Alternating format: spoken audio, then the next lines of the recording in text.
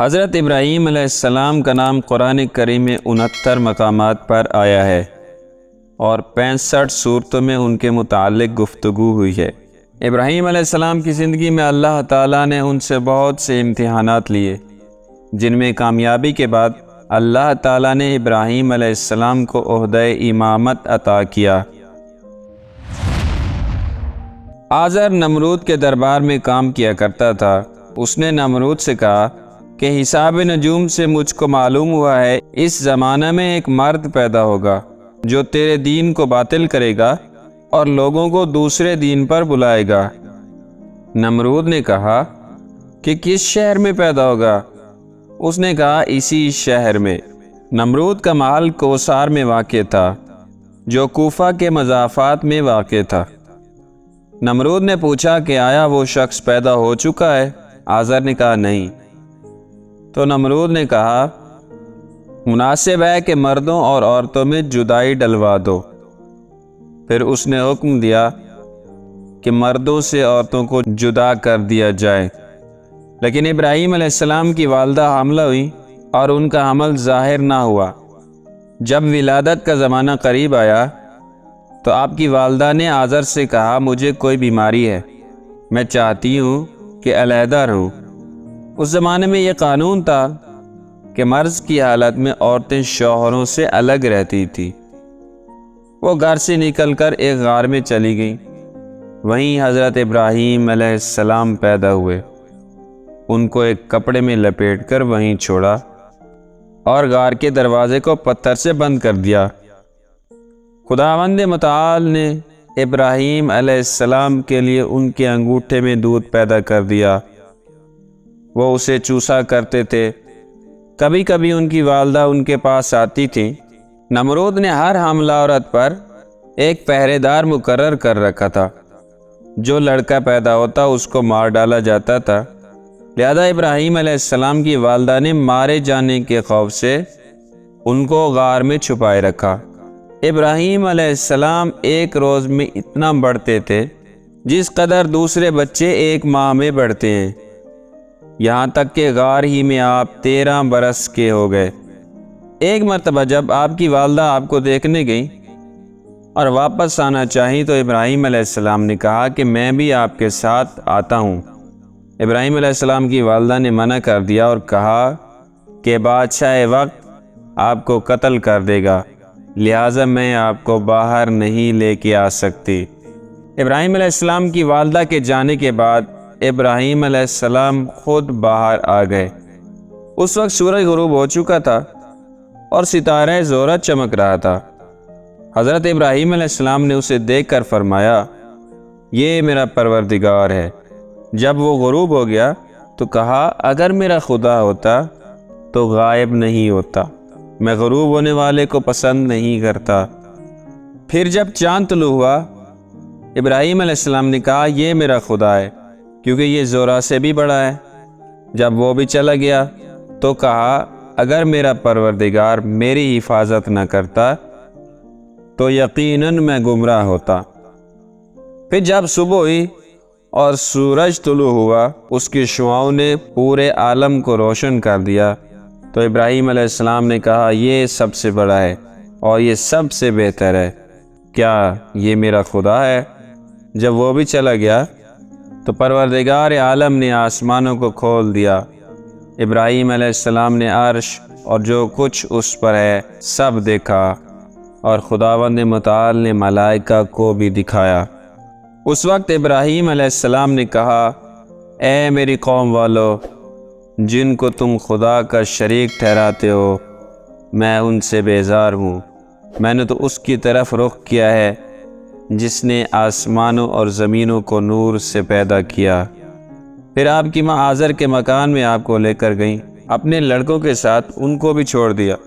جب آزر گھر آیا اور اس نے جناب ابراہیم علیہ السلام کو دیکھا تو پوچھا یہ کون ہے جو اس سلطنت میں زندہ بچ گیا؟ حالانکہ بادشاہ نے تمام بچوں کو مار ڈالنے کا حکم دیا۔ انہوں نے کہا یہ میرا بچہ ہے اور فلاں وقت پیدا ہوا تھا۔ آزر نے کہا افسوس ہے تجھ پر، اگر بادشاہ کو یہ خبر ہو گئی اس کی نگاہوں میں میری کچھ عزت باقی نہیں رہے گی۔ آزر نمرود کا وزیر تھا اور صاحب اختیار بھی تھا۔ وہ اس کے لیے اور تمام لوگوں کے لیے بت بنایا کرتا تھا، پھر اپنے لڑکوں کو بیچنے کے لیے دیا کرتا تھا۔ بت خانے پر بھی اسی کا ہی قبضہ تھا۔ آزر ابراہیم علیہ السلام کو بت خانے لے جایا کرتا تھا اور انہیں بیچنے کے لیے بت دیتا تھا۔ ابراہیم علیہ السلام بت لے کر اس کی گردن میں رسی باندھتے اور زمین پر کھینچتے ہوئے کہتے کہ کون ایسی چیز کا خریدار ہے جو نہ نقصان پہنچا سکتی ہے نہ فائدہ۔ یہ سب باتیں آپ کے بھائیوں نے آزر سے بیان کی۔ اس نے ابراہیم علیہ السلام کو بلا کر منع کیا، لیکن کوئی فائدہ نہ ہوا، تو ان کو اپنے مکان میں بند کر دیا اور باہر نکلنے نہیں دیا۔ علی بن ابراہیم سے روایت ہے کہ حضرت ابراہیم علیہ السلام نے اپنی قوم کو بت پرستی سے منع کیا، لیکن ان لوگوں نے نہ مانا۔ آخر عید کا دن آیا، نمرود اور رعایا سمیت تمام لوگ عیدگاہ چلے گئے، لیکن ابراہیم علیہ السلام ان کے ساتھ نہیں گئے۔ بعض روایات میں آیا ہے کہ لوگ حضرت ابراہیم علیہ السلام کو بلانے آئے، لیکن حضرت ابراہیم علیہ السلام نے فرمایا کہ مجھے بخار ہے۔ ابراہیم علیہ السلام کو ان دنوں باری کا بخار ہوا کرتا تھا، تو آپ ان لوگوں کے ساتھ عیدگاہ نہیں گئے۔ جب سب لوگ عیدگاہ چلے گئے تو ابراہیم علیہ السلام نے کچھ کھانے کے لیے لیا اور بت خانے میں گئے۔ ایک ایک بت کے پاس کھانا لے جاتے تھے اور کہتے تھے کھا لو اور بات کرو۔ جب کچھ جواب نہ ملتا تو کلاڑی اٹھا کر اس کا ہاتھ اور پیر توڑ ڈالتے۔ اسی طرح تمام بتوں کے ساتھ کیا اور کلاڑی کو سب سے بڑے بت کی گردن میں لٹکا دیا۔ جب بادشاہ اور تمام رعایا عیدگاہ سے واپس آئے تو اپنے بتوں کو ٹوٹا ہوا دیکھا۔ کہنے لگے کہ جس نے بھی یہ حرکت کی ہے اس نے اپنے اوپر ظلم کیا، وہ قتل کیا جائے گا۔ لوگوں نے کہا ہو نہ ہو یہ ابراہیم علیہ السلام کا کام ہے جو ان کے خداؤں کو برا بھلا کہتا ہے۔ پھر ابراہیم علیہ السلام کو نمرود کے پاس لایا گیا۔ نمرود نے آزر سے کہا کہ تو نے مجھ سے خیانت کی ہے، اس لڑکے کو مجھ سے چھپائے رکھا۔ نمرود نے ابراہیم علیہ السلام سے پوچھا ہمارے خداؤں کے ساتھ یہ حرکت کس نے کی ہے؟ ابراہیم علیہ السلام نے کہا یہ حرکت ان کے بڑے کی ہے، پوچھ لو اگر یہ بول سکتے ہو۔ یہ سن کر نمرود نے ابراہیم علیہ السلام کے بارے میں اپنی قوم سے مشورہ کیا۔ سب نے کہا اس کو جلا دیا جائے۔ ابراہیم علیہ السلام کو قید کر لیا گیا اور ان کے جلانے کے لیے لکڑیاں جمع کی گئیں۔ جس دن ابراہیم علیہ السلام کو آگ میں ڈالنا تھا، نمرود لشکر کے ساتھ آیا۔ اس کے لیے ایک بہت بلند مقام تیار کیا گیا جہاں سے وہ ابراہیم علیہ السلام کو جلتے ہوئے دیکھ سکے۔ ابراہیم علیہ السلام لائے گئے، لیکن کسی کو جرأت نہ ہوئی کہ آگ کے قریب جا سکے اور اس میں ان کو ڈال سکے، کیونکہ آگ بہت زیادہ تھی۔ اس کے ارد گرد ایک فرسخ تک پرندہ نہیں اڑ سکتا تھا۔ اس وقت شیطان آیا اور انہیں منجنیق بنانے کی تعلیم دی کہ منجنیق بنا کر ابراہیم علیہ السلام کو اس میں بٹھا کر آگ میں پھینکو۔ منجنیق تیار کی گئی۔ ابراہیم علیہ السلام کو منجنیق میں بٹھایا۔ آزر نے آ کر آپ کے منہ پر ایک تماچا مارا اور کہا اپنے خیالات سے باز آ جا۔ ابراہیم علیہ السلام نے قبول نہ کیا۔ اس وقت آسمان و زمین سے فریاد بلند ہوئی اور کائنات کی ہر چیز نے ابراہیم علیہ السلام کی مدد کی خواہش کی۔ زمین نے کہا پروردگار، مجھ پر سوائے ابراہیم علیہ السلام کے تیری عبادت کرنے والا کوئی نہیں، کیا تو راضی ہے کہ لوگ اس کو جلا دیں؟ فرشتوں نے کہا تیرے خلیل ابراہیم کو لوگ جلاتے ہیں۔ حق تعالیٰ نے فرمایا اگر مجھ سے وہ مدد طلب کرے گا تو یقیناً قبول کروں گا۔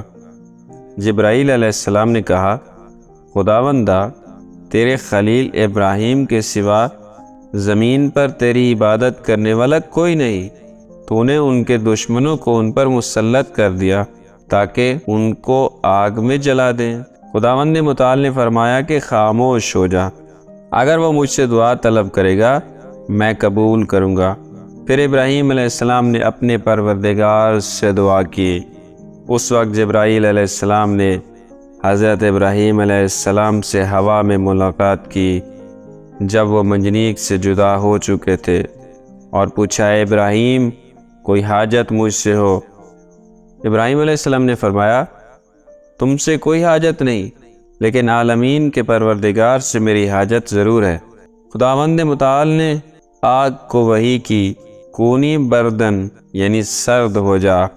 اس میں اس قدر ٹھنڈک پیدا ہوئی کہ سردی کی وجہ سے ابراہیم علیہ السلام کے دانت بجنے لگے، یہاں تک کہ خداوند متعال نے فرمایا، سلامن علی ابراہیم، ابراہیم کے لیے باعث سے سلامتی ہو۔ تو آگ ابراہیم علیہ السلام کے لیے سلامتی بن گئی۔ وہاں جبرائیل آئے اور آپ کے ساتھ بیٹھ کر گفتگو میں مشغول ہو گئے۔